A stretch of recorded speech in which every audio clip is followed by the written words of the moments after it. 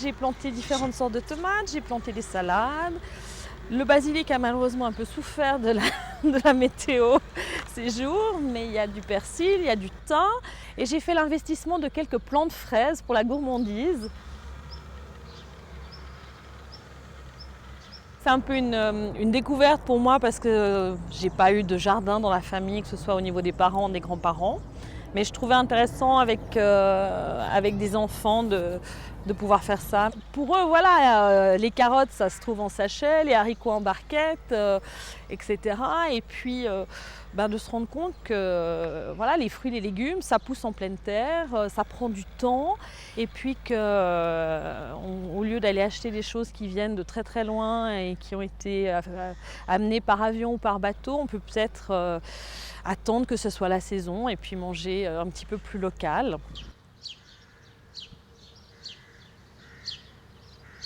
C'est vrai qu'il y a beaucoup qui me demandent, qui disent «Ah mais je faisais ça avec mon grand-père ou avec ma grand-mère» ou alors «Moi j'ai jamais fait mais ça m'intéresse énormément». Il faut savoir que les gens maintenant ils ont vraiment besoin de revenir à cette nature et redécouvrir comment ça se passait, redécouvrir le goût du produit.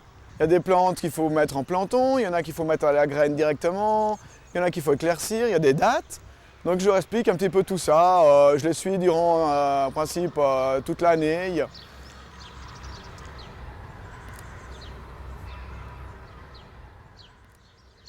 Et là, au niveau social, on a marqué des points mais impressionnants. Et les gens maintenant, automatiquement, après chaque cours, ou même entre eux, ils font des échanges de fruits, de légumes ou de planton.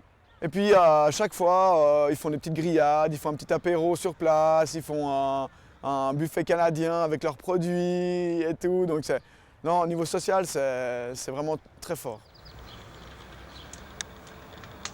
Ça va être aussi l'occasion de côtoyer des gens qu'on croise comme ça dans le quartier sans trop savoir qui ils sont et puis de nouer aussi des liens au travers d'un lieu qu'on partage. Donc c'était aussi ça qui m'a attirée dans ce projet.